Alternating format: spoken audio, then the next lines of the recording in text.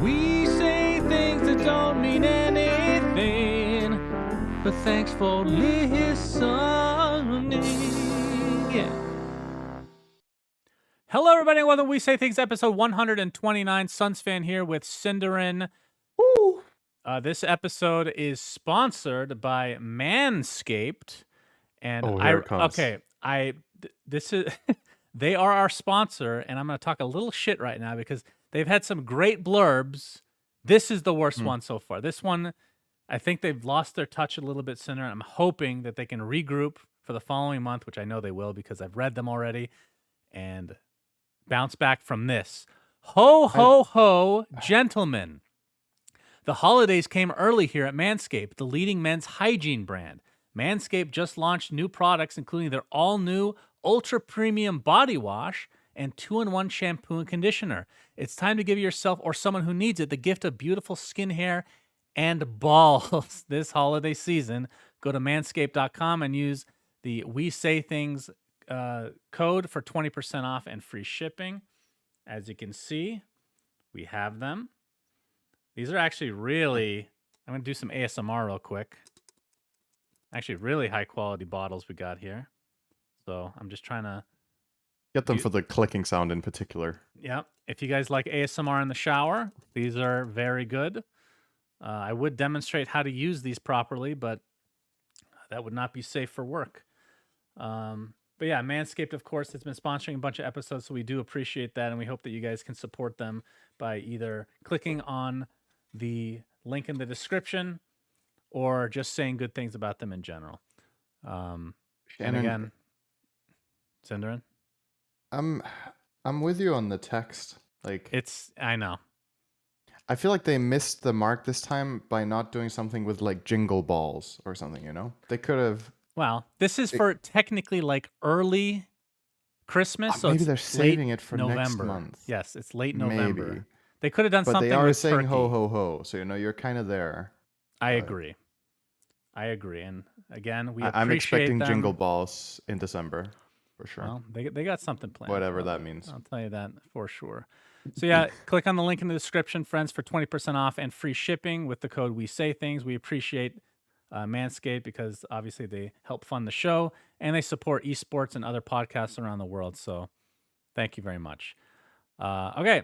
And of course, this is an one day early episode because Cinderin's got stuff to do tomorrow. Anything you want to share? Believe it or not. Cinder, is there anything interesting worth talking about? I'm visiting my parents and I'm seeing my uncle and aunt for the first time since COVID. So okay. That's been at least 2 years, I think. So my guess is they don't watch the podcast because they would know that that's the podcast day. If they did watch the podcast, they would probably disown me for the jingle balls comment. So hopefully they don't. Understandable. All right, Cinderin, start us off with the patron shout-outs before we get started. Oh. Well, the first one is called Not Telling You. So that's where we're at now. Now people don't even want to be identified at all for doing this, which makes a lot of sense, I guess. Thanks for the money. My name is not Cancun Ted's Margarita. Is that a show quote? Cherry tomatoes are the best snacks. They are indeed very good. Right, Shannon? Nope. Fithak has enjoyed being in Bruges and will now slip back into obscurity. Thank you very much for being in Bruges for as long as you were. Games for Falling Asleep unironically thinks that Dota 2 can grow to millions of players with more aggressive marketing. Disco FarMD, Vincent Darksea, Semperpi, Hakuna Matata, Commander Donut, Suns Fans Fan, and Cinderman's Man. Brett Sheeran, Chakar, Bogota Boston. Where's Bogota? Okay, hang on. I have to look this up. I played Pandemic, the game. Bogota is actually, it is something. Territorial entity of the First Order with the same administrative status as the Department of Colombia. Okay. I definitely knew that. It's an urban area in South America. Okay, I've never heard Bogota, maybe? Bogota, okay. I made that. I guess Bogota is like the... Bogota! Bogota! The Megapope. We have been in lockdown for 93 days, and it's not fun. Spoiler, Osriel was a rabbit. TI in New Zealand. Thank you for the spoiler. Okay. Zan Xavier, and now Sunsfan will do the second half. Nate and he will do Thicko it in a 01. crazy, super overexcited way. Let's go. Nate Thicko 01 Hamscroats. Bacon. Dota will be a better game if their next hero is a car salesman wearing a pirate hat and his ultimate is called Horsecock. That sounds good. Yes. Shark TM, Novi Shout out to Panda, Manscaped. Dop, nothing to see here, _man. Okay, but for real though, Sins fan, can you please use your Ice Frog connections to get the add all loading screen to shuffle button back? Pitch Black, Wooden Aftertaste, Done Talk, Anonymous, Cinder and Sultry singing soothed my saddened soul for 30 USD. Peter, Kangaroos outnumber Australians 2-1 Niebling, and Perkadark loves you guys and all the members of the We Say Things community. Thank you, friends. Oh, Appreciate it. what a nice last one. All Can we right. make this a habit? Well, Mhm. people don't know if they're last on the list, actually. So never mind. It'd be nice if the last one is just a nice one every week. That's right, Cinderin. Okay, so you guys that have access to the outline can see that we have quite a few things listed before we talk about Dota. I'm going to just do 3 of them and save the rest for later. So people that are just really waiting and very excited, waiting with bated breath for my Microsoft Surface Duo review is going to have to wait. I apologize. First, Cinderin, Suns fan. The Phoenix Suns Mm-hmm. started off the season 1-3, and Yep. since then have won 13 in a row, which in basketball is quite a lot.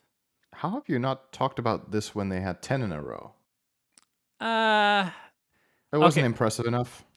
it hasn't actually been that impressive. We've had a very easy schedule, actually. Okay. But 13 in a row, still, that is something I should mention.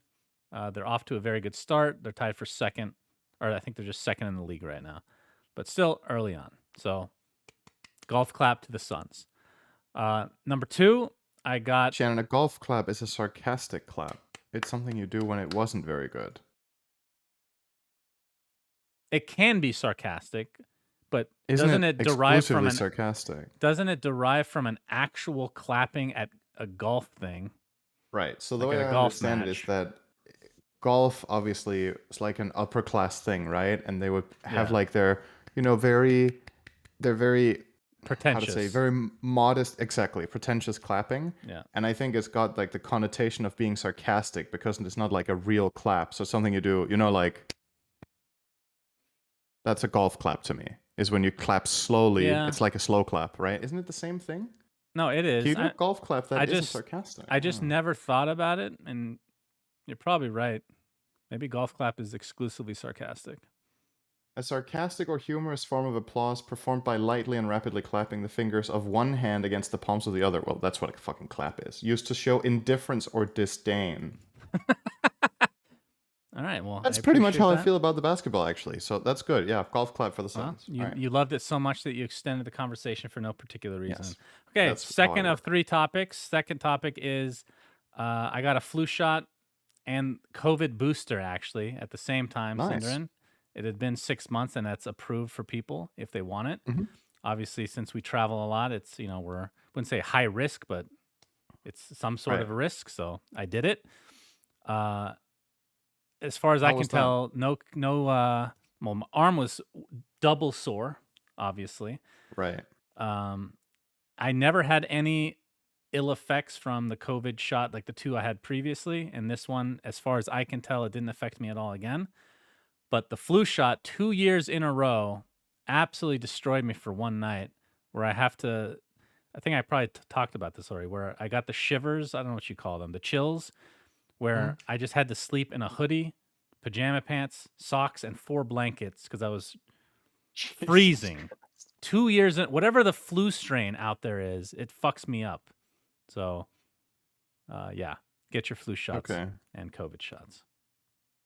So the COVID shot you think had like a similar reaction to the vaccines, the original ones. It's just more of the same for you, or Yeah, basically if you the had to flu guess. shot, they change it a little bit every year based on the flu changing, and I think part of it has to do with the regional. I actually don't know about that 100%, but Mhm. like I always get my flu shot, and it wasn't until last year that I got the chills at night. It's just one night, and then it's over. So 2 years in a row Right. for whatever reason. It's weird. Okay. Third topic, Well, Cinderin. Do you see anything? This is partially for video people. I apologize. Do you see anything new in my background? You Open up the have stream. oh, you have a shower.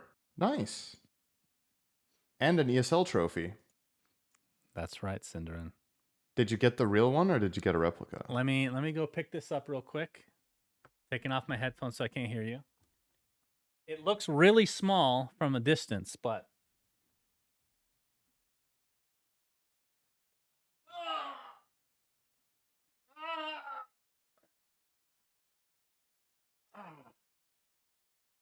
so heavy. Oh.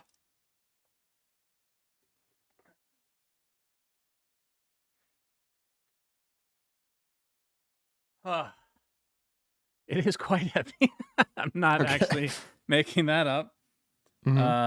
This is something I've been trying to get my hands on for quite some time. So Digital Chaos back in 2017 won ESL 1 Genting, and that's what this is.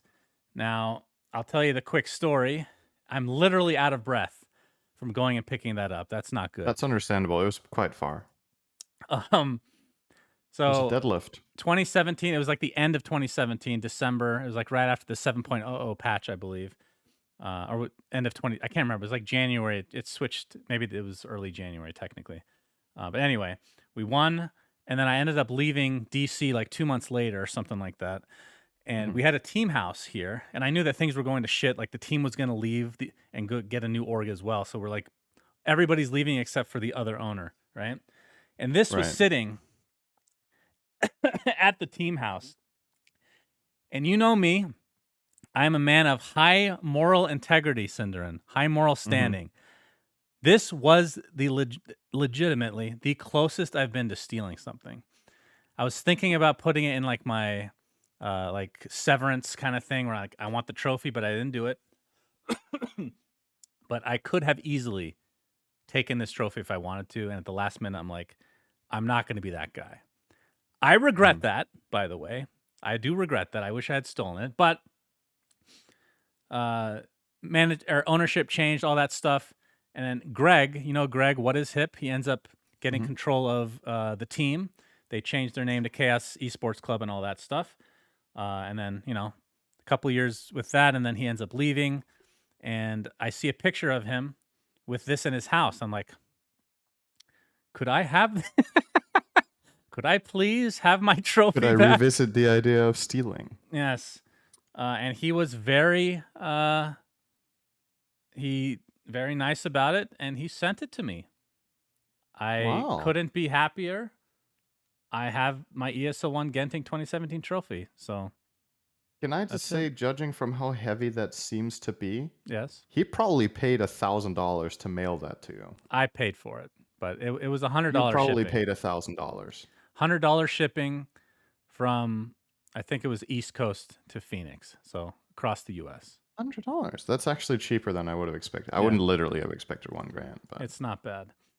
It might also not really be heavy. You're just pretending. He told me that he drank from it once with, like, I forget what he put in it, but as a celebration. So when it got here, I did sanitize it immediately. But let me go put it back. BRB. All right.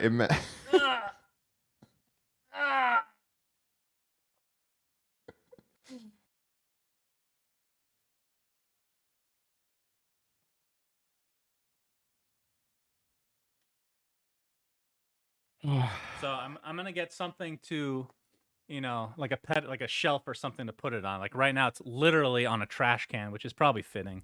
But and can I just say, if you place it a little bit differently in the room, if you look behind you and you see the way the light from I think it's the light from the monitor, like bounces off it in the camera shot, that looks really good. If you could somehow place it so that it has like an aura, that would look sick in your camera shot. Thanks, Cinderin. I'll let you design everything in my house from now on.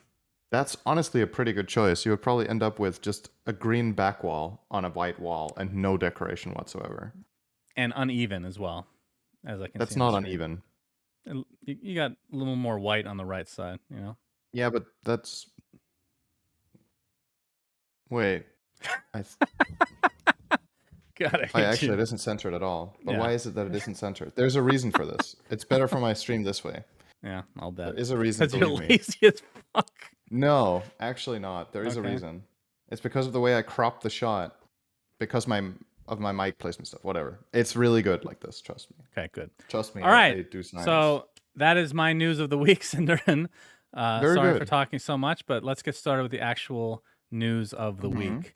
So we have roster locks, and I figured we'd just talk about some of the omissions first, Sure. and then we can talk about any teams that you find interesting. And there's probably, I mean, I shouldn't say probably, there's more omissions than this, but this is the first ones that I thought of. So right now, FY has announced he's taking a break for, they said health reasons, but I couldn't really figure out what the health reasons were. Might just be like a headspace kind of thing, potentially. I don't know if it's actual like physical or if it's mental or whatever the case may be, but he's taking a break. Seb is retiring, which we'll get to the roster in a minute. No Tail didn't say he's retiring, but he's taking a break, which he's done before once, I think. And a couple notable free agents that I think we were both convinced were going to be on Alliance, which was not the case. Soxa and Weeha, which Yep.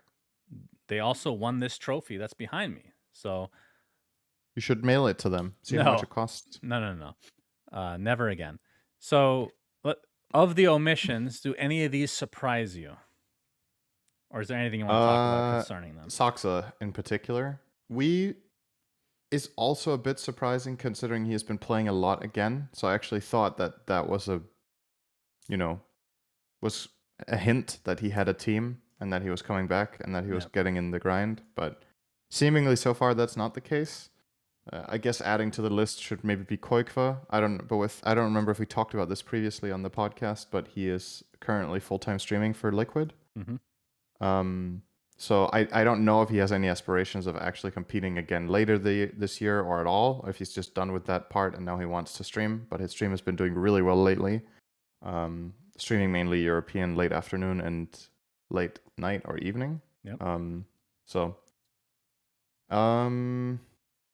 Yeah, Soxa is the biggest surprise. I thought he was going to end up in a top profile European team, and I don't know why he didn't. I feel like with this shuffle, if he wanted to play in any of these Division 1 teams, he could have got into at least one of them. That's how I feel. So maybe he's not a guy who posts a lot or says a lot in public. Maybe he wants to take a break. Maybe something happened. I believe he has been streaming a little bit, actually, which again for me was just a sign. Okay, Sox is joining a team that might have a streaming contract or whatever, but doesn't seem to be the case. I'm honestly really surprised. And I thought they were going to end up in a team together as well, potentially. Like you talked about, they've played together before. Maybe they're going to make their own new team. And maybe they do. Maybe they just have to play Division 2. I don't know. Or play their ground from the ground up. I think the problem with that is if you're going to do that, now is the time, because then I believe, correct me if I'm wrong here, rosters are locked, so you can't do that until season 2 now. I could be wrong on this. I think you're right. I would assume you can only start season 2, which means best case scenario, Div 1 would be season 3. So you're cutting it. You basically you have to successfully do that jump immediately in order to qualify for TI, potentially, right? So yeah, I agree. I'm surprised. I don't remember why we thought Weehaw was going to Alliance. I think that was the rumor to begin with. It's just a guess based on what teams were shuffling, right? That it could fit. It wasn't just a guess. There was rumors about it, but I don't know if something fell through or what. Either way, maybe, yeah. I'm surprised that they weren't picked up at all. But what about FY? Is that surprising to you? I mean, he came so close TI twice now, or to winning TI, and he's been. I mean, would you say he's dropped off at all in terms of skill, or is it more just the team around him hasn't been there? I don't know how standout he was at this TI comparatively. I guess it just wasn't his best showing, but I don't know how much of that he like blames on himself and feels down, and if that's the reason he's taking the break or whatever. In general, I'm way less in touch with the Chinese scene than the European one, so I don't know. Maybe this is entirely unsurprising, and we just don't know things about China. So, Yeah, he's the only top Chinese profile that's taking a break, I think, right? Um, that comes to mind anyway. So it's probably something personal, and not something like, let's say, contract related or whatever, forced break Mm-hmm. somehow. I don't think that's the case here at all. So yeah, I hope whatever the reason is that he comes back to playing later again in this year or next year. He's a super enjoyable player to watch, and he is, like we've talked about before, I think he's probably the single Chinese player with the biggest fan base in the West, actually. Yep. It might be changing now with PSG LGD, but I would say historically he's probably the most beloved Chinese player in the Western scene. So, Yep. I agree. And he's FY God. historically, I mean, I think of him, I think of Rubik, pretty Yeah. much synonymous. Okay, and then I guess the last couple that we glossed over, Seb retiring, that's like the third or fourth time for him. And No Tail Yeah. taking a break, but I guess we can get into why that is, or at least the reasons that they gave. So I was going to put pictures up, but I guess that's not working now. So looking at the finished rosters for each respective DPC, let's just go over the teams that we want to. So for EU, let's talk about OG real quick. Mhm. If I can find that tab. There we go. Total overhaul. They have 5 new players. Uragi, BZM, ATF, Taiga, and Misha. Mhm. I've heard of ATF, and Do obviously you know what it's Taiga and an Misha. abbreviation of? Yeah, somebody tweeted at me, and I've already forgotten. What is it? It's Amar underscore the underscore fucker in Yeah, all caps. that's right. Yeah, It. that's good. I would I love to remember cast there that. was a phase in IMMR pubs where tons of people would just rename to something else underscore the fucker. He really made a splash with that nickname. I think he was like 16 or some 15. Amar the fucker. I would. Well, I'd have to He ask had to permission to abbreviate. say I it, think but Valve didn't like that I'd name love very to cast much. that shit. But yeah, it's totally new roster. I don't know anything about BZM or Uragi. I didn't even look it up because I'm very not BZM is functional. Hansha. He played for Creepwave last season and was Oh, pretty okay. impressive in the mid lane. Mm-hmm. And I think this is the first like major team for Uragi. So he's also known as Space. He's a high ranked CIS carrier player in pubs. Okay. That's pretty much all I know about him. I think he's played in some like tier 2 teams a little bit maybe, um, but yeah, this is a total breath of fresh air for OG. And honestly, I have literally no clue how to place this team. I don't really have high hopes, if I'm being honest, but it's at the same time, you know, we've seen this story at least lately with these upcoming young talents that really make a splash. I think it's funny to me to see how the meta of building teams seems to change based on who wins TI. Like people put a lot of stock in the ideology of what team won, right? Mm. So after the year that EG won at TI5, teams started picking up young talent because Sumail was owning as like a 16-year-old, right? So then it like changed the mindset where all the other teams at the time were just shuffling the old guard, the like 25-year-old players that have been playing with shitloads of experience. Now you started bringing in fresh players with a different perspective. And now that TI was young with one with a team of super young new players, I just see a lot of the rosters, not all of them, but I see a lot of rosters really looking to just, okay, what new players are there that are hungry, that haven't played very much? Um, I think this year in Division 1, just looking at these teams, there are so many new players compared to usual in this division. So it's pretty interesting. Yep. And again, we're going to gloss over a couple of these rosters. We're not going to go through everything. Tundra obviously not changing anything. We'll get to them in a minute. Team Secret, again, we're just confirming what we thought were going to be the rosters from last week. Nisha, Yep. Sumail, Ice, Yaps, or Puppy. I think in terms of just on paper, they have the best roster of any team, not just in this region. I think of anybody in the world. It's They're all really about putting strong. that together. Nigma didn't change anything, and there were rumors that a lot of people tried out for ILTW's position at position 1, but he retains that position. I don't know if that's because he won it out over everybody else or because others just didn't actually want to join, which He I did think. the best out of all of the tryouts in the flight simulation. Okay, sure, Cinderin. Did you see that video? No, the flight. No. Oh, Okay. because Well, then that joke was a they're little bit sponsored lost. by that flight thing or the Yeah, they're airline, right? sponsored by an airline company, and they did a video with them where they did a test flight in Oh, a simulation, all of them. oh, I saw them post it. I did not click it, but I saw them Right. post that. Okay. Yeah. Okay. Team Liquid, the full roster finally: Matu, Mike, Boxy, Zai, Insania. I don't know what to think about this roster. It looks okay. It doesn't look mega strong though. But again, the thing is, like, a lot of these players are really good. Obviously, it's just about the Mm. chemistry and how well they work together. And Insania,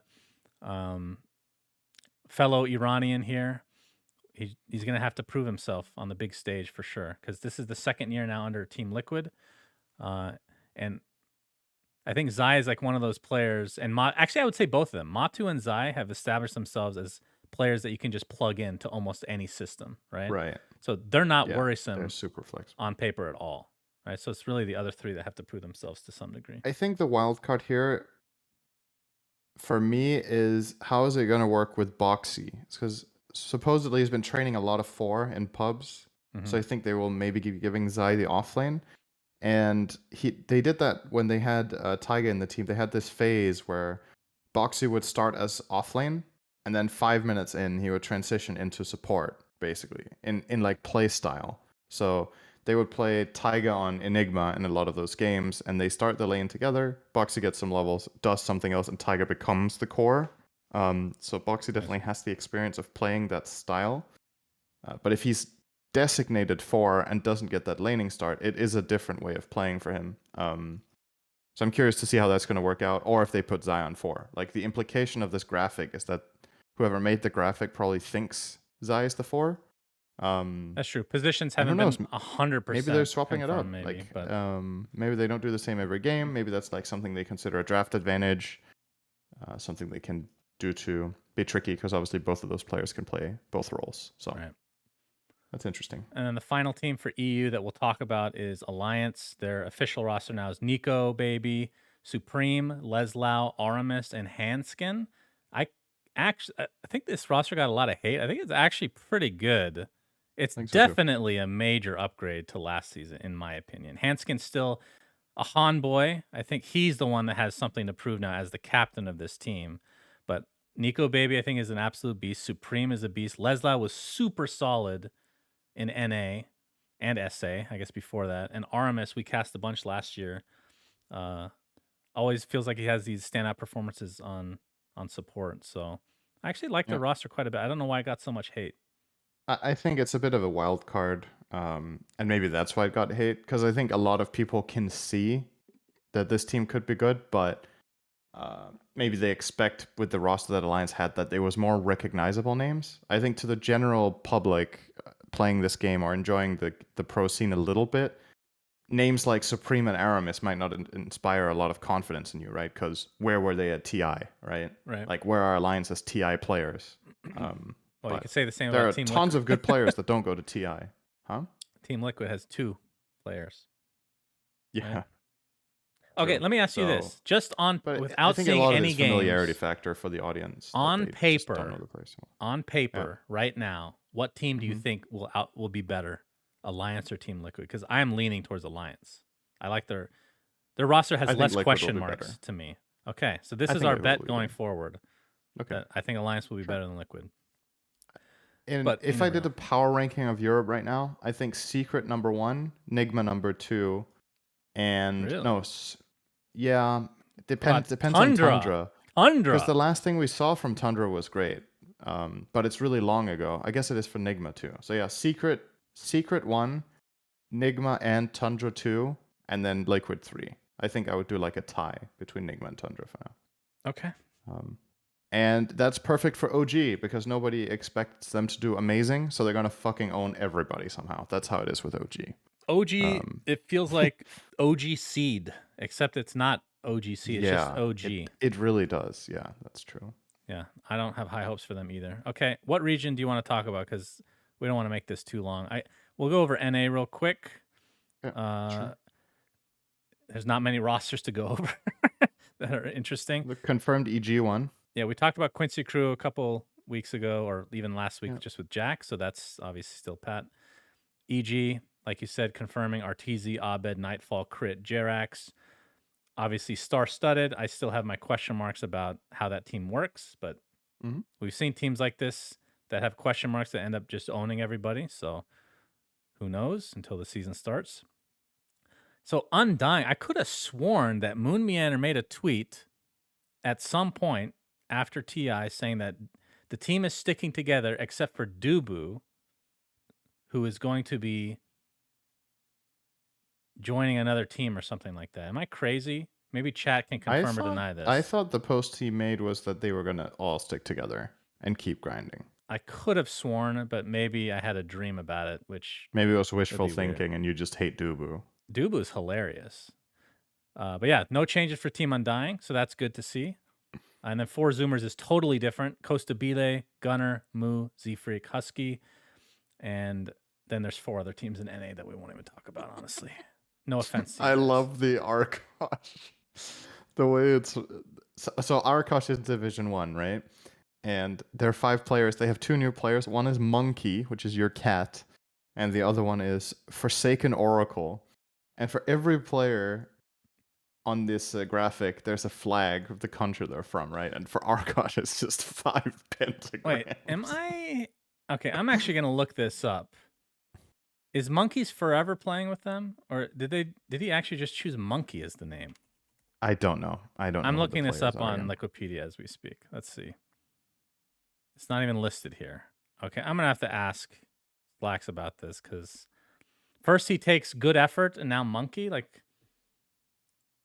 I He's don't understand. literally. What's he gonna steal next? All right, His apparently... next nickname is gonna be ESL 2017 Trophy. Yeah, chat is saying that it is in fact Monkeys Forever. So, okay. Do they know who Forsaken Oracle is? I don't know. Do you know? No. Do you? I have literally no idea. No. I could probably ask Slacks and he'll tell me, but I wouldn't leak it, of course. I would never do that. Okay, SCA. We talked about, even though they're lower division, Talon Esport. Well, they're in the open qualifiers right now, but we assume they're going to make it to lower div with Fly and whatnot. But upper division, is there any names you want to talk about, Cinderin? In which one? Sorry. At any region, just pick a region. Anything you find Any interesting. region. Yeah. Team Spirits sticking together. Shocker. VP's looking a lot different now because obviously their lineup has changed. There's shitloads of just overall remakes. I think a lot of people have relatively high hopes for Navi. I think they maybe deserve an honorable mention along with VP because those are also the teams that people know, right? Yeah. VP swapping out 2 players. They swapped out Save and they swapped out obviously Nightfall, who went to EG, and they've got a carry called Pure. And then they have Yamich, who I think has, in general, been the highest rated support of CIS in pubs in a very long time. I think he was ranked 1 on the leaderboards at one point. 11k something as a 4. So it's been very impressive, to say the least. But in Pro Dota, hasn't really got the biggest results. And then for Navi, they only kept their 1-2 position, V-Tune and no one. And then they got General again. How many times? Aloha Dance on 4 and Solo 5. And this is one of those teams that is a kind of a big question mark for me because it's like the opposite of the thing we talked about with the meta right now, so to speak, of getting new talent. These are all known names for sure. They're known names and they're very experienced players. The question is, do they still have that fire, right? Solo, Aloha Dance. I think General has a fire under his ass right now. He just wants to prove everyone wrong with the bad kicks that happened in the past where he got kicked from Navi and then they just did way worse. So I think he's in a strong position to prove himself. Aloha Dance and Solo is a question mark for me. Have they still got it? Are they going to impress or are they going to fall behind? Because, you know, something that has definitely happened to Dota and that I think favors the younger players to an extent is that some of the changes are so incredibly quick and like major overhauls that learning to handle all of the new stuff is to an extent probably easier for some of the younger players. Let me try to make this make sense somehow. I think now all of the experience that the 30-year-old or 25-year-old or whatever you want to say players have matters less than it did in the last 5 years. Does that make sense? Do you know what I mean by that? No. Like the massive overhauls that the game has got. The game has changed so radically that your experience is worth less. With It's worth less, neutral but it's not items, worthless. economy, flow of the game, everything. It's less. The patches now are so far from what they were 5 years ago that your experience doesn't carry with it as much weight as it did. Yeah. Not too long ago. That's true. I think. Yeah. And the point I'm making with that is that the gap between the young players and the experienced players should be smaller for that reason, because they don't get out experienced in the same extent where they just lose too hard on draft or lose on some sort of knowledge in the game of timings and whatever, because everything has changed so much that the younger players have kind of quote unquote caught up, I think. I mean, there's definitely two aspects to it. The first is, just like any sport, the younger generation will inevitably be better. Like if you took Michael Jordan versus Kobe, this is kind of old still, but versus Kobe Bryant. Kobe Bryant was probably beat him, but it doesn't mean that Michael Jordan wasn't the best for his era and meant more for the game technically, right? Right. And you need that player to step up everybody else's game so that the younger generation comes in, they learn faster because they have something to work off of, and everybody improves as a result. Then there's the second thing, like you said, the game itself. It's like if basketball, if the rules change, which they have, but not to the degree that Dota has, you're right. The younger players should have a leg up theoretically. But then the question is, what is too old? Because that's the big difference between traditional sports, right? Because there's a certain point where you cap off. You're like, okay, you're just, all you are is IQ, and your reaction time is just garbage. So you're going to be not that great at basketball or whatever sport, where Dota, not as much. Versus and I'm not going to make the case either that I'm not going to make the case that any player in any of these rosters is too old, because I genuinely don't believe it. It's not about the age. It's about, how to say, the mental state of you playing for the team. Like, how hungry are you? What's the work ethic? How much are you going to put into it? The young players in general have everything ahead of them. They're super thirsty for the wins. They're going to put in everything they've got. Really put in that grind, because they're playing a shitload anyway, right? And now they get to finally, get that dream of going to TI and playing there. So you totally, it's very easy to understand why the young players are extremely driven. And I think at some point it becomes harder for the older players to maintain that drive over 10 years, right? And always have that willingness and that energy to put in. This is why players like Puppy, about motivation. like Puppy might be the most impressive player in Dota history because of the longevity and the fact that his teams have always been good. Exactly. A couple times he hasn't placed well at TI, but the teams even prior to TI have been contenders. For sure. He's excellent proof that age, at least at this point, the age where we have now, where some of the older players are like 30 to, I don't know who the oldest player in the pro circuit is, but I think Puppy's older than me. Let me look it up. Puppy is, okay, he's 3 months younger than me. He's 31. So he's 31 and he's still playing at an elite level, and I don't feel like he gets outclassed, right? So it's not like, okay, you're 30, you're over the hill, you can't play against the 16-year-olds anymore. That's not the point I'm making. It's specifically about motivation and drive rather than overall mechanical skill, and the ability to keep up with the radical changes the game has. Because there's one thing that's true, it's that you learn faster when you're younger, right? And if the game gets massive changes and you need to learn it fast, then it's again about that whole, how much is the experience factor versus the quicker learning and the slightly faster fingers, or whatever you want to say. But yeah, it's interesting to see this change. And yeah, I just wanted to mention that with Navi, because that's a little bit more of the opposite direction of what a lot of other teams are going. So I'm curious to see how that works out with the older guard against the very young talent in many other teams. All right. Last region that I'm going to talk about, you can feel free to do whatever, is China. PSG LGD, we already talked about this, but no changes being made to them, which I'm happy about. Super happy. IG have kicked, well, I shouldn't say kicked, I don't know for sure, maybe left on his own accord. Kaka is out. and Fade will be replacing him as the position 4. Yeah, Kaka is not in a Division 1 team. He didn't even get swapped to another one. That's the guy that did he get COVID or couldn't go to a LAN because he was banging a prostitute? Is that the same guy? That was Baboka. Damn. Why did I get him mixed up with Kaka?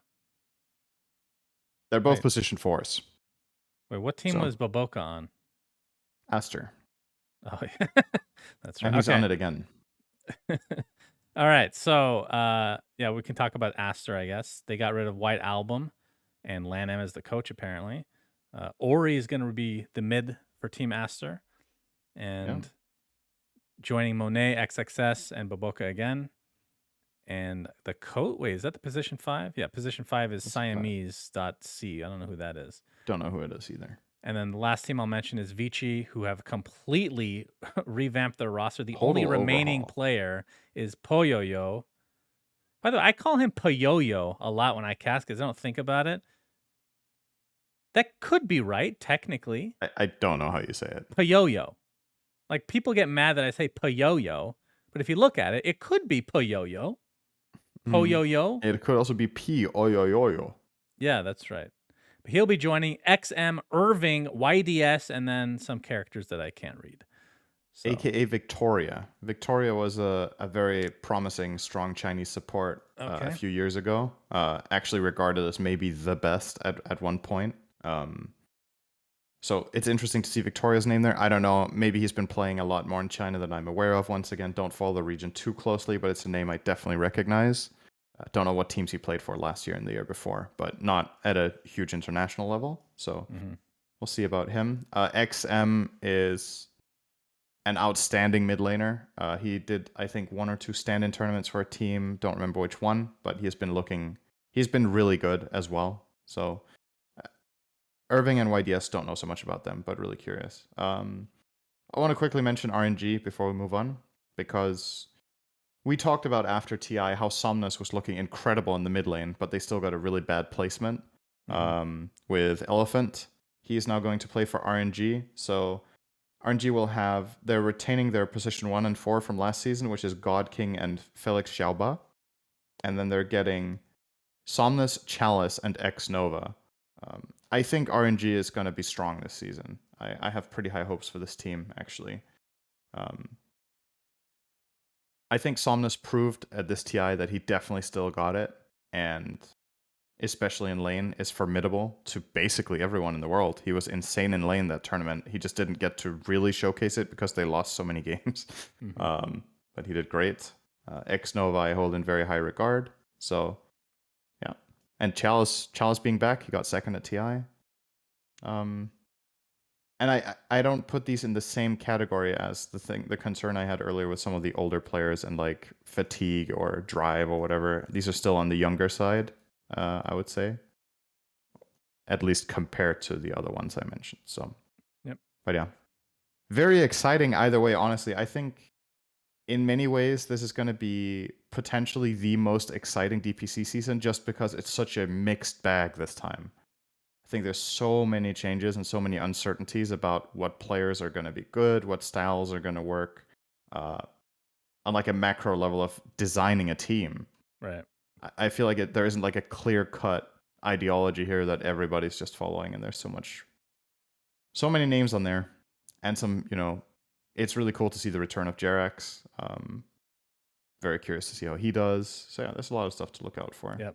A lot of good storylines for sure. I'm just going to add this as part of the topic, but Tundra made an announcement that they signed all their players to contracts through 2024. Yeah. That's 3 years, essentially.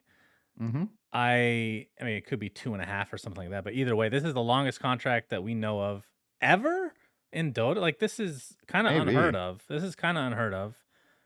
What are your... I don't even know what to think, because it's a risk from the orgs. I mean, it depends on the deal, really, because we don't know the money, so everything depends on that. So it's all complete speculation here. It's good for the players, obviously, but then it could get messy if something doesn't work out and there needs to be some sort of a buyout, or if a player's just held in limbo. Things can get really weird for the player, but if they're happy with the financial security that they've, signed off on, then that's part of being a player under contract. What do you think? I mean, I would hope, and some of these players are pretty experienced in the game, right? Like Fata. He has signed quite a lot of contracts. So I would hope that they have good clauses for what happens if they need to replace players, or what happens if they need to leave. Like if there's disagreements between the org and the players or whatnot. So like you said, so you don't get caught in these awkward spots, because usually what most Dota contracts do on a pro level is they last from one TI to the next, right? It's a 1-year contract, because the orgs know that post TI things tend to change. And it's also such a huge brunt of everything in their investment. So it's just a logical time for them to reassess. Do we want to change players? Do we want to get out of Dota entirely? Because TI is 80% of the profit of the year for this game, or not 85 or something like insane. Mm-hmm. So it's a very natural time. The fact that Tundra has this long of a contract is, like, from a symbolic value, really strong for the team, right? It's the org saying, we believe in you guys as a team, in the players. It's a way for the players to tell each other, you guys know what, we're really enjoying ourselves. We want to do this for a long time. But with Dota, things can change over a month. Things can go sour, go wrong. Someone quits, finds something else to do. Like if they get another opportunity that they love more, or they lose touch with the game, or whatever. Mm-hmm. Things can happen. So I really like the idea of long contracts in Dota, because I think, like you said, that stability and what it shows and the investment from orgs into the game like that is really good. But for the most part, it hasn't really been financially very feasible for these orgs. And the players usually prefer shorter contracts for their own safety of being able to switch if things don't go well. You're a little bit more locked in like this. Yeah. Gonna repeat something I've said on 100 episodes by now. If the tournament circuit was different, I think we would see more longer term contracts. If TI wasn't everything, and if there was more guaranteed return on investment for sponsors through different prize distribution throughout the league, through better team exposure throughout the year. But TI is what everybody cares about by too much compared to everything else. So I think the 1-year contracts is just going to remain the norm, honestly, unless we have an overhaul of the system. But it's cool to see Tundra taking a risk. That's basically what I'll call it. It is cool. I agree. Hopefully it works out for everybody.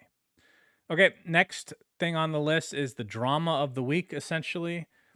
Bumblebees, who were a lower div team in NA. At first, it was reported that they sold their DPC slot to an ancient stack. That's apparently not true. Essentially, I believe the person that had control of that account, which was the manager, I believe, is now using it for himself plus 4 women to come in and play. And they're about, I'm just going to randomly say, about ancient level. So not high MMR, about my MMR, I guess. And they were competing. And of course, this is a bit of drama going around. And I'm interested to talk about it. Okay, so first, there is one aspect of this that we're not going to talk about, because I don't know all the details, although I remember hearing about it back in the day. The guy that I believe, allegedly, is the one that created this roster, has had accusations thrown at him in the past regarding sexual harassment and other stuff. I remember some of the details, like when it gets like some really bad stuff. I don't remember all the details, like I said, and we're just going to not talk about that because I don't have any more information on it anyway. So from the other side, what are your thoughts on this? So the tweet that went out, if I can find it real quick. This is the tweet you've been waiting for. Yes, this is me. No, my team did not buy the slot. Why? Because the current slot system is broken and I love my girls. No, we do not represent all women in Dota, only ourselves. Yes, we plan on taking this seriously and have fun. So it's doing a couple things. I'm looking at the positives of this, right? So first and foremost, and tell me with whatever you disagree on this, okay? Okay. NA is you're gonna obviously agree with this one. NA is a complete fucking shit show in general. Like, no, absolutely not. The average team, even in upper division, would get shit on by basically every other division right now. Like, it is so depleted of talent right now in NA. It is unfortunate. Yeah. So having a team that, number one, is lower division, and is full of mostly women, even if they get destroyed, that has a positive spin to some degree. That's kind of cool that we're going to get some women playing at the very least in DPC. And the second thing, they're taking advantage of this, if you want to call it a loophole or the way the system works right now, where maybe this will cause Valve to change something up to make sure stuff like this can't happen. Like it's a Yeah, it's honestly, I don't know. Like this situation is really awkward for me because yeah, the representation is good, but I don't know how good these players are. But from what I've gathered from like reading or whatever, they're anywhere between Archon and Ancient. They're gonna, if that's the case, they're gonna be annihilated so far back to the Stone Age that the games won't even be games. They're gonna be, if that's the case, it's gonna be walkovers. Okay, so Mhm. um, they don't have a chance of winning a single game if that is true. But so for now, I'm gonna work with that idea because it's the only thing I've heard, right, about the Okay. rank or the skill of these players. If they're so far outskilled by their opponents, then I don't know if this makes the women's representation look good. It makes them look like, you know, it makes them look like a diversity hire in the Division 2, right? Okay. And I love representation of women in games. I love it because I think it's really good just to have, you know, like role models and have more representation, etc. But doing it this way, where they just get into a slot that they haven't earned, is just bound to, how to say, they're bound to get completely crushed. And I love the idea of having these girl teams, or you know, having professional female players that, you know, get to a higher ranking and get a better placement than this. But we've had, what have we had in CS:GO? So there are some women's rosters in CS:GO, for example, that play kind of their own leagues, and I guess the hope for many is that they improve and get to a level where they compete internationally. But to me, this is just not the way to do it, right? Like, I'm super supportive of the idea of this team and having these people play together, but I don't think them just grabbing a slot where they're going to get annihilated is going to make anyone look good.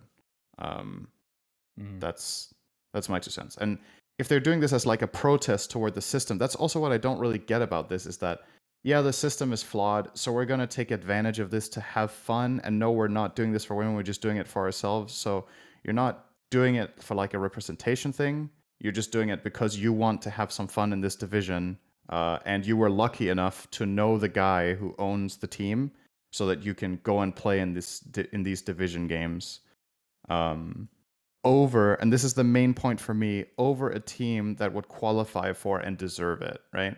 Mhm. Because whoever does not get this slot is better than this team. That's my worry here, is that they legitimately just snipe this because they own the slot, and place in players that are not competing at this level. For comparison, and the reason there's no drama similar to this in, you know, other regions, is that all of the teams that have total overhauls, like OG, who effectively are 5 new players but still have the roster slot, the level of skill in the roster, the players, is so much higher that people don't consider this a snipe or whatever you want to call it, right? Like all of the OG players are out, but Mhm.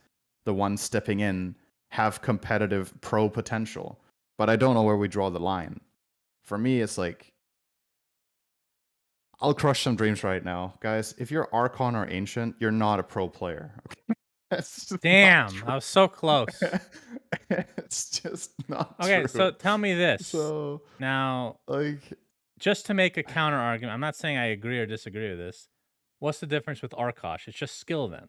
Just slightly, well, I shouldn't say slightly, they're just better. the Arkosh players are way better. Okay. If it's, I mean, they again, made it upper division, so I'm okay. I'm going to be a little bit careful with this just because, again, I'm going off what I have read. I don't know any of these players in terms of their skill personally. I've never played with or against any of them, but everything I've heard and read is that I believe none of them are immortal. Okay. mhm.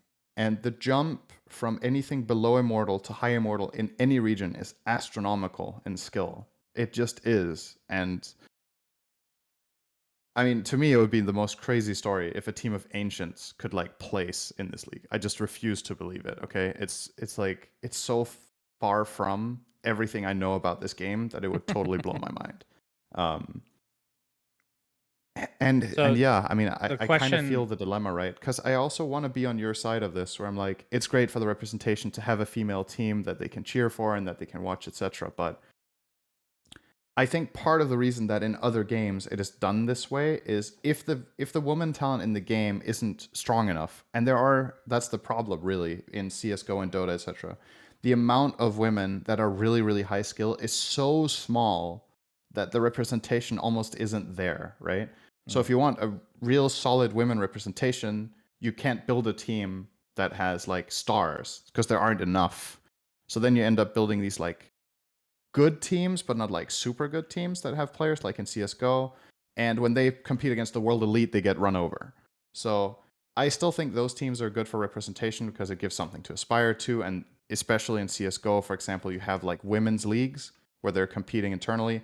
And that is not because inherently women are worse at games than men. It's just the amount of people that play it and the amount of effort and time that goes in. Men just have a huge advantage out of player pool. Like it's just mhm. mathematically they're gonna have more superstars because there's 100 times as many that play it, right? And that's just what's gonna happen. So, and apart from that, the women are also fighting against all stereotypes. They need to overcome that of being a woman in gaming. That makes their journey even harder. So, becoming a pro player as a woman in Dota or CS:GO is ridiculously hard. So I really sympathize with that. Um, So and just that's to why I be think it's cool clear, that they have their own teams still, right? So that there is something to aspire to. But I mean, Dota doesn't have to that be clear, infrastructure. I And don't disagree with anything you're saying. I was just trying to, for once, focus on the positive aspects, which yeah, might not happen. Like the whole I'm idea just of worried that it's not a positive. right. It I'm worried that they're going to get abuse compared to. So here's the thing for me. Okay, I know I'm talking a lot about this, but I am pretty passionate about it. So in CS:GO, these women teams are announced. They're built for the purpose of competing together and being a women's team, and getting as far as they can, getting to the highest skill level that they possibly can accomplish. And hopefully, the dream for them is to play at the international stage at the highest level of skill. None of them have really got there yet, to my knowledge. This is different because from the community's perspective, and this is my concern with these players, yeah, they're in it for the fun or whatever. I think they're going to receive a shitload of abuse because people feel like they took away a slot that another team deserved. That's not what's happening in CS:GO. That's women's teams being formed, playing together in their relative own division, right? Like they're placed correctly, so to speak, mhm. there. And here it is effectively you are deleting a slot from higher skilled players. And that is what I'm worried about is that the So story here isn't going to be, wow, it's so cool to see a women's team. It's going to be, why are these guys playing here? Right. And right. then it doesn't look good and it doesn't do any good. And that's Yeah. my worry about this is that it's actually going to be a net negative because Yeah, I want it to be a positive as much as you do. that's But I don't definitely a think it's going to be the possibility. story. That's my worry here. I really don't think that's the story people are going to tell. They're going to be like, why is this team here? They're getting a fucking run over. Yeah. So I just hope for them that they put on a good show. And even if they lose every game, that it's not like, So we should 15-minute say games. again that But nothing is like no rules are being broken. This is how the system works right right. now. Yeah, yeah, yeah. Which There's again, I'm not saying the that's system is perfect. We've given many complaints in the past. I think this will be the thing that breaks the camel's back and that something will change. I like the idea inherently, and God's actually tweeted something relating to this as well. And I completely agree that orgs should have control. It was between him and Kelly from Alliance that we're talking about this. Orgs should have control of the roster. And it's up to them when they're obviously if they're paying salary and whatnot, which isn't really the case in NA anyway, which is the inherent issue, which we'll get to. But if they're paying salary, they can, obviously establish who's the person that has control of the account. I'm perfectly mhm, fine with that because they're putting in all the risk anyway. The problem is, like I said, in NA, and not just NA, but it's more so there in this region than others, nobody's sponsored. It's just all a bunch yeah. of collection of individuals, and that's the main issue. There's more team slots for the DPC by far than there are orgs, and it comes in large part down to the game just not being profitable for orgs, which Right. harkens back again to the fact that TI is the main tournament, the only tournament that matters throughout the year. Um, but yeah, there's so many angles. Let's not talk about it anymore. Hopefully, it works out in some respect. Who knows? But that Yeah. was the drama of the week. No doubt about it. Okay, let's move on. Wow, we're already at an hour. Okay, we gotta speed right through these, Cinderin. There were Sure. some features potentially leaked, not leaked, but mined inside the files for Dota. Yep. That there might be a Drow Ranger Arcana coming that has some sort Mm-hmm. of Arcana progress, which people are very excited about. In addition, there's been more files relating to a potential Aghanim's Labyrinth 2. The Battle Pass maybe coming soon, Sinner, with the DPC starting again. Mm-hmm. Anything to say about this? Do you, for the Drow Arcana specifically, if it's true, which is looking pretty likely? Right. Well, first of all, where the fuck is Void? Void, we need the Void Arcana. I mean, that's a year, over a year now. Let's be I real. don't know, man. But is there something that you would like to see for Drow? I don't think we're gonna see anything crazy like a mount or anything like that. But No, I don't know. It's not a hero that I'm particularly invested in or have really good ideas for. I'm trying to think what really set her aside from other ranged carries in the game that they could like draw on, like maybe the silence theme. Um, I don't really know how you design that into the Arcana though. Like I guess I'm pretty sure Gust is gonna get an animation with the Arcana, a different one. But yeah, I don't know. I know that's a boring answer, but Drow isn't really too inspiring for me in yeah, general I mean, it's as an just an Arcana archer. hero. And if you put an Yeah, archer on a tiger, then it's Morana. So you don't really have yeah. that much to work with, I guess. Maybe she'll turn into a cat herself. We've seen the cat ears already. Maybe they just go full ham on that idea and see what happens. Yeah, just totally rework the hero. Release the Arcana and do a total rework. How about that? So this is actually a perfect segue because there were 9 custom heroes created by a fan, I believe, named Lazy Faye, that was posted on, and this is going to be mostly for video people. I'm going to bring up the graphic now. I will admit, these characters were built in Dota and they have skills and whatnot, like written out. I didn't read one of them because I have PTSD of reading other people's custom hero abilities. Didn't interest me at all. But I do want to talk about the models because I mean, whether you like the style or not, they're well made. Mm-hmm. Do you think any of these would fit into Dota based on how they look? And actually, what I'm going to do Are is you zoom in showcasing them? more. Yeah, I'm gonna zoom in and then slide them over so we can get a Right. better Okay, let's go left better to look. right. Okay. Yeah. Okay. Okay. I'm I covering think your the face left and one, yeah. the left one could be the new Morph Arcana. Oh, I actually didn't It think about them actually, making it more humanoid. Yeah, I think a lot that's of true. people would like that over the current Morphling. Yeah, no doubt. Um, let's see, which one of these would fit the most in the game? I really don't think the fourth one would. Wait, hold on. We're going left to. What do you mean? Look at the stream. I'm doing a 1 by 1. Let's just Oh, you're talk about literally them. doing them one by one. Yeah. And I just say yay or nay in Dota Universe. Is that it? Yeah. Okay, first one, yay. It could be a spirit, Okay. or it could Well, hold on. be. Let's go Yeah. back and forth. You don't need to speed through this. Okay. Okay. I Oh, I will thought you said agree. we were gonna speed up. I think this one would be good in Dota, actually. Yeah, I could The see first it. one. Yeah, first one. Yeah. Okay, I number could see that. 2 is this guy with a. It's almost like an Omni Knight Arcana. This definitely It's. fits Dota. I don't know why you're I, hesitating. This definitely fits Dota. I This don't is know why like he makes me think more Mars than Omni though.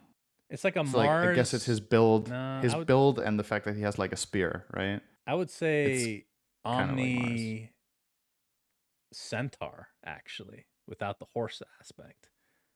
Like the helmet area is kind of centaurish. He could fit, but I don't feel like that is nearly as good of a fit as the first one. Regardless, It's a bit more bland. this will fit in Dota though. I guess. Like if this came out, you wouldn't be raging about it. It looks fine. No, no. Okay, next one I'm only raging at the quality of the games. is what is this one exactly? Next one is Bloodborne. Bloodborne. That does sound familiar. I'll pretend to Yeah, know what that means. it's literally Bloodborne. And it could fit, I think. yeah, I agree. It could fit. I like it the least out of the first 3 for Dota. Okay. This one does not fit, I don't think. No thanks. Although It- he could be a persona, because then you can do whatever you want, apparently. Just put him in the anime, and then everyone will think he Yeah, fits in so Dota. that is the So, thing. Like if we're basing these off of everything before the anime heroes were Mhm. added, like Marcy and the Dragonite persona, because this would fall under that line. But yeah, this does not fit the traditional sense of Dota at all. The color scheme is like very all over the place, like they clash, and then just the hairdo, everything is just super anime. This is more Yeah. League. This is more some other game. Okay, this one, the big beetle-ish looking guy. It looks like He something really strikes me from as a mobile game character more than any of the others. This more just than looks like a Dawnbreaker. mobile game character. I don't think it looks more. It looks like you guys watch Space Jam. This is like from the Monstars. Looks like a Disney, not Disney, like the Tiny Toons kind of thing. He looks like a small dude that put on a big armor. You see, he has his real arms next to his torso, and then the big ones are on the outside. I mean, this So, guy, so it's a little 100%. beetle in a costume to make it look scary. No, I think it's now Manscaped is going to appreciate this. This guy jerks off with his left hand 100%. Uh, This yeah. guy goes complete ham with Manscaped products afterwards to make sure that he's all cleaned up and whatnot. So, Right. Okay. this one, I'd say it's borderline whether you could put this in Dota or not. Uh, Okay, the next one. it looks more like a Pokemon, like Chad's pointing out, or a Digimon, actually. Okay. Okay, this one I could see. This could Actually. have been like a I could see. brood persona. It right? actually looks. I guess kind of. It actually looks very. I don't know if you'll agree with this. This looks a bit artifact card design to me.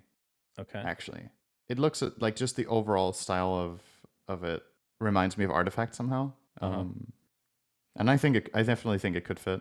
I love this one. This is a brood persona, and then like in the background, cool. that could be a warlock golem technically. I like this one a lot. True. So far That my one's cool. favorite. All right, this one is another kind of mobile type design. It looks, I mean, it's not exactly the same, but it gives me the same vibes as the original Storm Spirit model, if you remember. Some fat, jolly guy. Except his face is covered he looks with a very beard. jolly for sure. Whatever. This is actually, it's true. This is when I look happy playing Dota, that's what I look like nowadays. I used to smile, but this is a positive expression nowadays. So yeah, he's very jolly. Very happy Dota character. Okay. So I don't know. I feel like this one doesn't fit that well. But it's not as bad as some of the earlier ones. All right, we have an archer woman, Native American looking. That's the Drow Arcana. It legit could be. I'd be fine with this being in the game. I mean, this could definitely be in the game. I don't think there's any argument. Whether you like I'd it or like it not, to be a little. Yeah, it could actually. 100% Sure. could be in the game.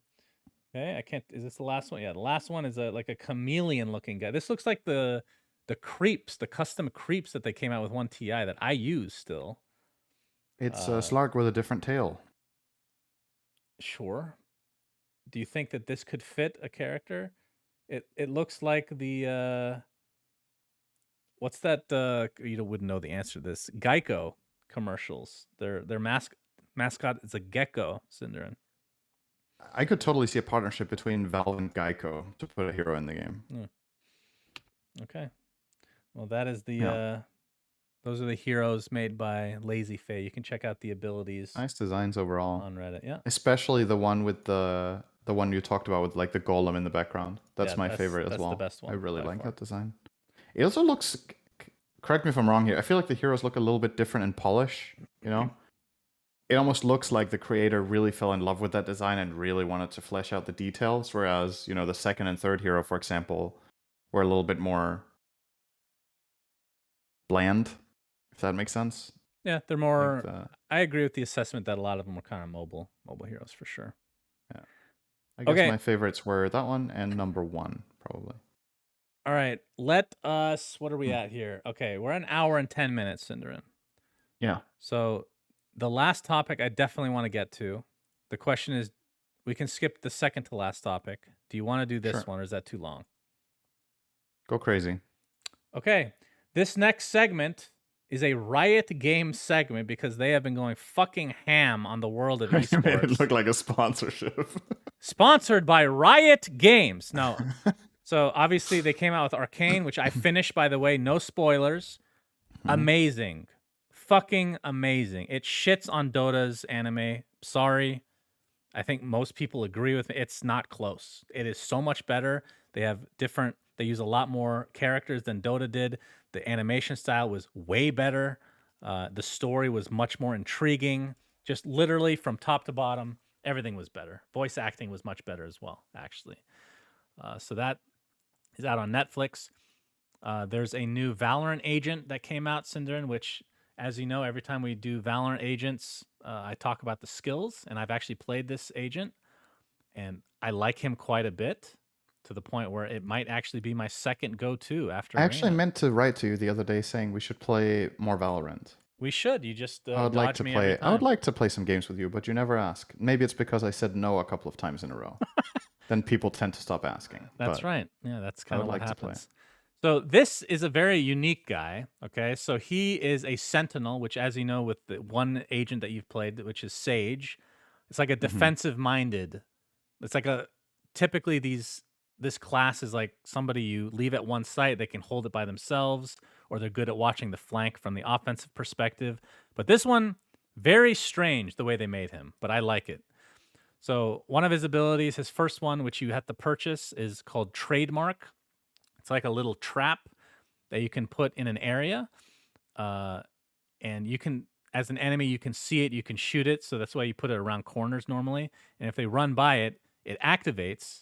And when it activates, it does two things. Number one, it like on the radar, you can see that somebody's there. And number two, it slows. It creates this big slow area that's actually very similar to Sage's slow that you've used before. Very strong, very easy to use ability. His second ability is the one that it comes with automatically. It's a teleport, essentially. You create two portals, and you can just TP back and forth between them, although there's a cooldown of like 20 seconds. So you can't just go back and forth constantly. So this allows you to use the ability, like, so Jet has this ability where you dash away that makes her like completely broken in my eyes. She makes her the main opera in the game because you op, and if you miss your shot or you get the kill, you quickly zip away, and it's like this defensive measure that makes sure that you don't die, right? It's just like a way to live. You can use that in this way, and you can use this in many different ways, but basically can teleport from one side to another, and it's super fast. So it's almost like a jet dash, okay? The other two abilities are very easy to understand and super unique because they're so basic. His first one is a pistol. It's literally a deagle, which there already is one in the game called the Sheriff, but it's just a better version of the deagle. Less recoil, can shoot it a little bit faster. It has no damage drop-off from afar. You can zoom in with it with ADS, but you have to buy the bullets individually, and you can only hold 8 rounds total. So you buy 8 rounds for 100 credits. And it actually, the biggest difference, which may not seem like that big of a deal, I don't know if you've noticed when you switch weapons in the game, much slower than in Counter-Strike, which is always something that is annoying to me. This gun is super fast. It's like CS. It's actually faster than CS. You switch to this pistol and you shoot somebody super fast. So you can have 2 pistols basically because of this, because this is an ability, right? So that one's super cool. And then his ult, also quite basic, is kind of the same thing, except it's an op. You only get 5 bullets. No damage drop off, whether it's a headshot or a leg shot, it's a kill. Much faster in terms of getting it out. And the sound effect is so fucking good. It makes me orgasm every time I shoot it. It feels so good. And when you get a kill with it, it creates that same slowing orb from the earlier ability that we talked about. On paper, sounds like a weird-ass hero. This one-shots even if you hit people in the foot. Yes, I don't know how it works. It doesn't one-shot if it's through boxes or anything like that, I don't think. Depending on where you hit. On paper, sounds like a really weird-ass hero. And it's like, oh, they're running out of ideas. But it plays really well. I actually have enjoyed it quite a bit. It And actually sounds a lot of fun. I don't play a lot of agents. I only play like 1 or 2. So this will be added to my repertoire, which I'm happy about. So that is new agent, and his name is Chamber. Very cool design, though. In some ways, it's the closest to Counter-Strike that the Yes. game has, right? That's why I like it. Yeah, just because it's less about the spells and more about the aim, because Yeah. the spells are getting good weapons. So Yeah, yeah, that sounds I like fun. tend to notice that with high skill cap skills in the game, I'm really bad with because you have to practice a lot. That's why I play Reyna. She's pretty brain dead. Um, but like you said, this hero, that it's basically just a teleporter you have to get used to, and you have to figure out what good spots there are. But aside from that, very easy to use. Honestly, it's actually kind of like playing Warcraft 3 mod on a CS:GO server Yep. Yeah, or that's on pretty a accurate. Counter-Strike 1.6 server. That's what this character feels like a bit. Yep.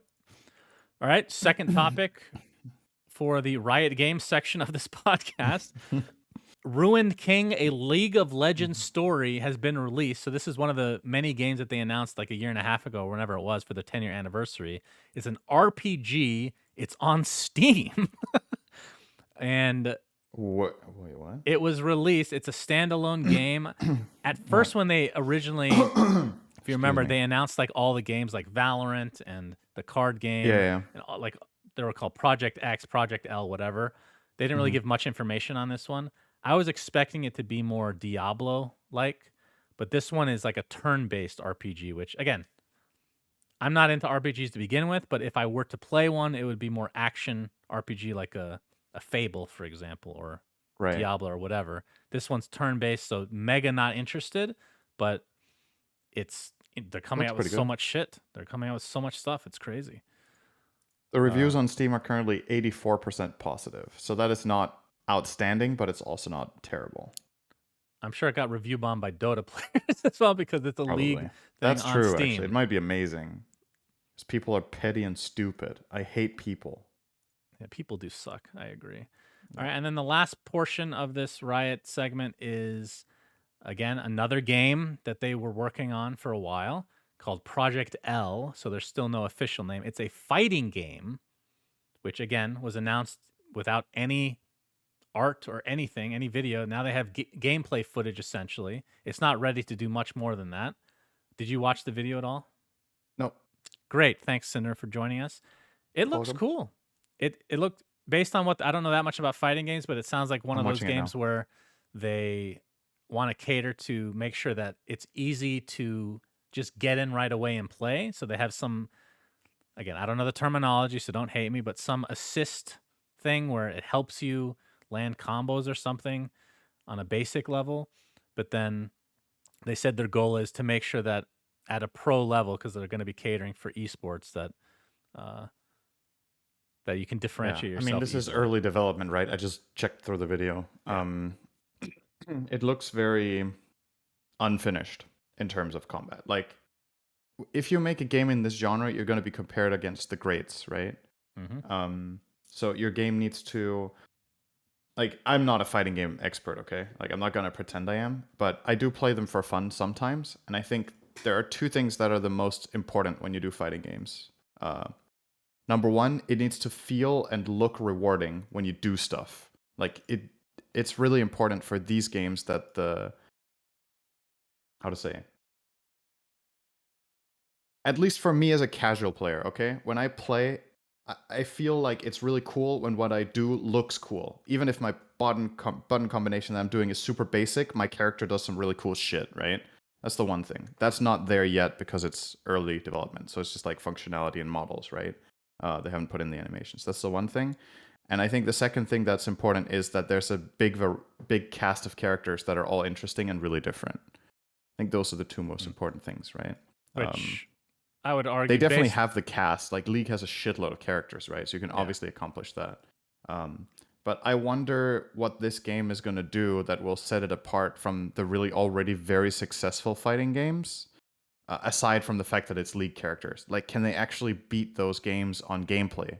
Can they beat it on animation? Can they beat it on balance or play style or whatever?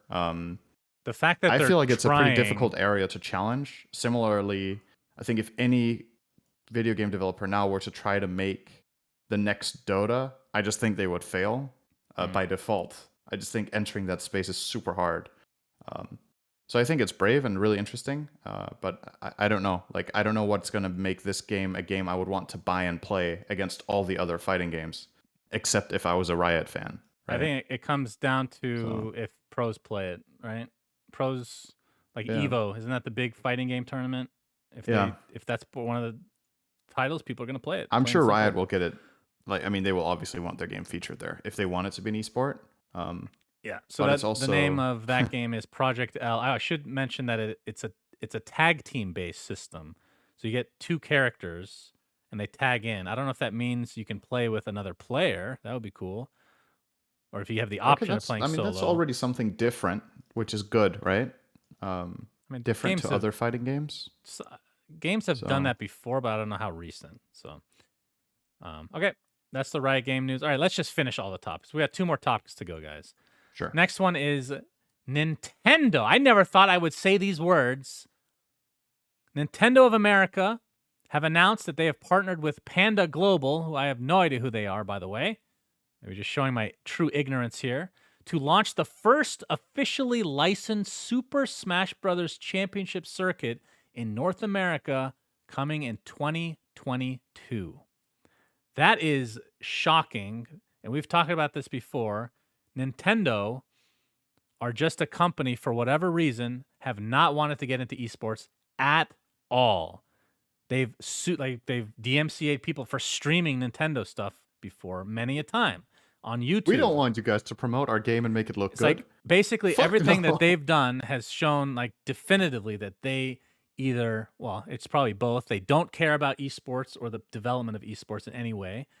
And And it's they so also don't ironic, know isn't about it? it at all because they don't realize how good it can be for their brand. Isn't it ironic when you consider what Nintendo did back with, like, they had the Nintendo Championships of America, right? That's obviously many, many, many years ago. So it's been Yeah. like a change, but Nintendo was kind of one of the pioneers of esports in general. So it's so weird that they had like I believe back then, this is a history thing, like really long ago. It's like 80s stuff, but they had television broadcast tournaments back then of the Nintendo Championships. Um, they were televised, and for some reason, Nintendo just lost interest. I guess they could have kept going with I mean, the whole esports technically side, that but was way before its time. It probably didn't it turn was, yeah. any profit, or I mean, people didn't want to watch it other than little kids. But obviously, we're in a different environment these days. Things have Yeah, changed then you would drastically. think they would be the first to pick it up, right? That's what I'm thinking. Like, Yeah, I don't now know. that it's time for them, well, maybe this is the start of something good for them. We'll see. Better late than never, Nintendo. Thank you for joining us. Last topic was I think over a week ago at this point. OBS. So the software that basically everybody at Purge uses to stream, called OBS or OBS, Yeah. is an open sourced application developed for free. They have sponsors and whatnot, but they don't charge anything for customers.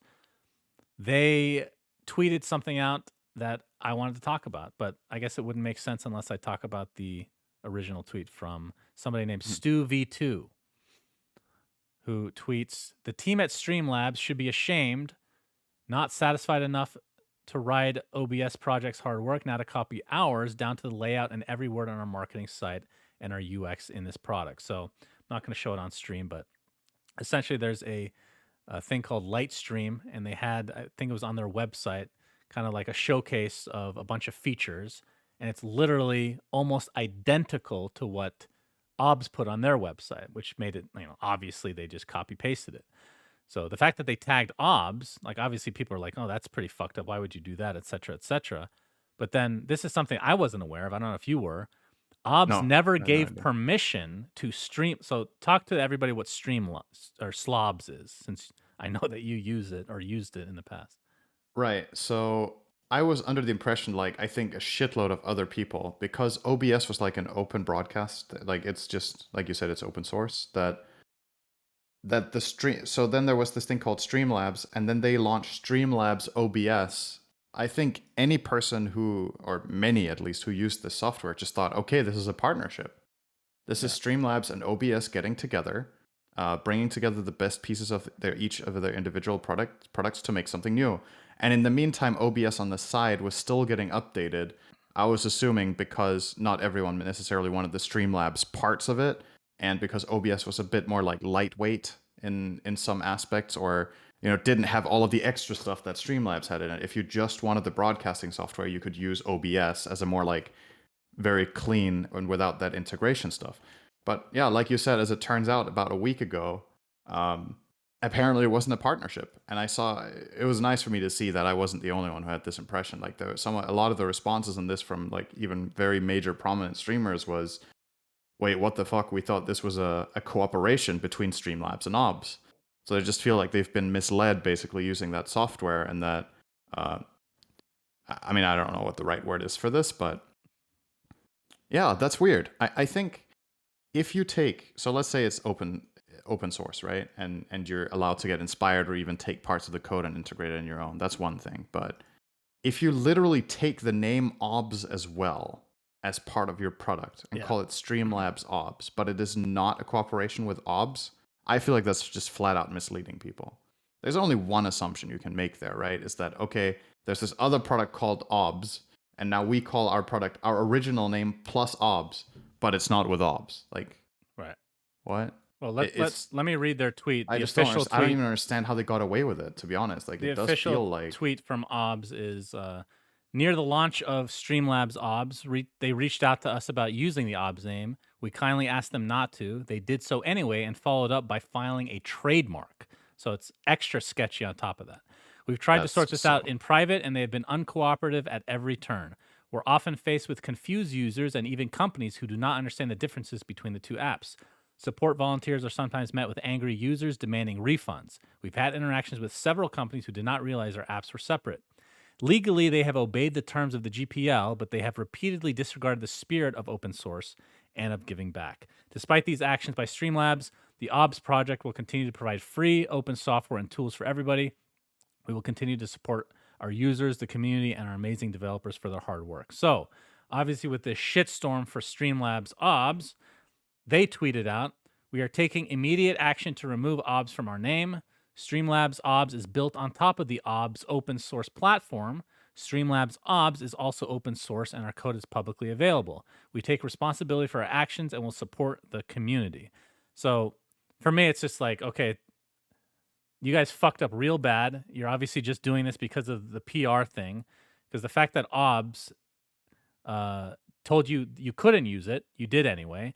The fact that you trademarked it makes it even more fucked up.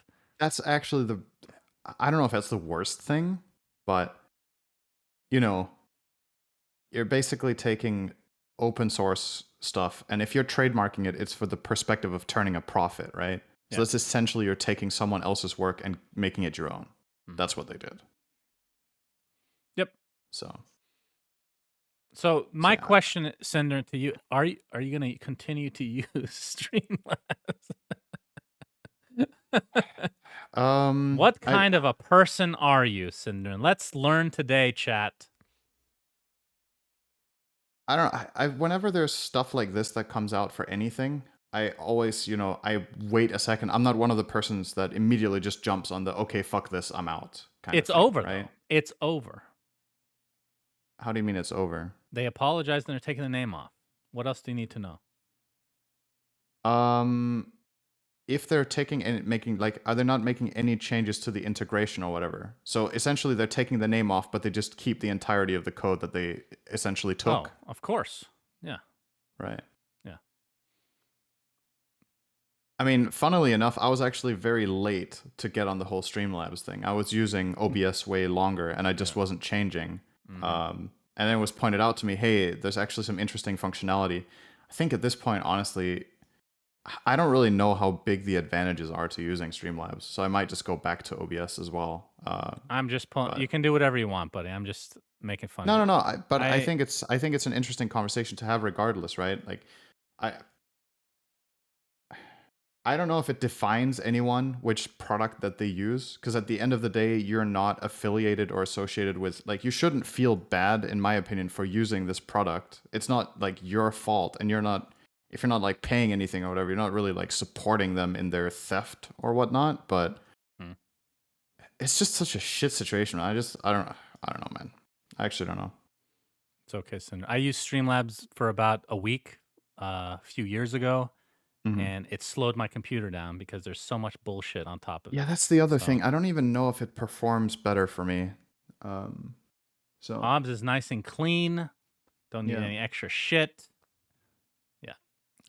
That's just me, though. Okay. That is the end of our episode. A very long one. We had a lot of little things to talk about. But as pointed out by chat, theft is probably not the right word here. I think it's probably important to, to be real about it, because they didn't do anything illegal. It's a gray area. They didn't do anything illegal, right? Yeah. So it's more of like I don't know if I want to call it ethics thing here, was like, No, can you really do this and feel okay about it? You didn't technically do anything illegal, but like they said, it's against the spirit of open source to do what they did, right? Yep. They're trying to profit off other people that enable you to use the stuff. So, yep, agreed. Yeah. All right. That is the end of this week's episode. A day early. Hopefully you guys enjoyed. We'll be back next week. So until next time, Suns fan Cinderin signing out. Goodbye, everybody. Bye. Subscribe. We say things that don't mean anything, but thanks for listening.